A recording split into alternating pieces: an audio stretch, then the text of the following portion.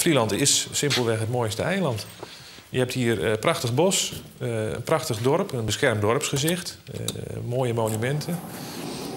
De grootste zandvlakte van Europa aan de westkant van het eiland. Ja, en dat daar dan af en toe een F-16 overheen vliegt, dat neem je dan op de koop toe.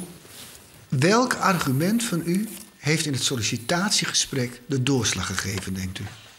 Ik denk dat de vertrouwenscommissie en daarmee ook de raad heel blij was dat er nou iemand gesolliciteerd had die jong en ambitieus was, maar die ook een gezin meebrengt.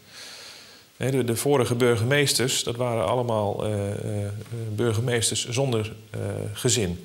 En bovendien breng ik behoorlijk wat ervaring mee. Ik heb 12 jaar in de gemeenteraad gezeten. Ik ben 4 jaar wethouder geweest. Ik heb een groot netwerk opgebouwd. Ook in Den Haag. Ik heb ook 4 jaar in Den Haag gewerkt bij de Tweede Kamerfractie van de SP.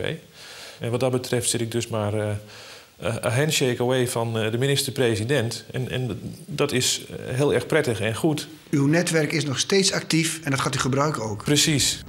Ik ben een wereldverbeteraar en ik wil mensen bij elkaar brengen en mensen verbinden.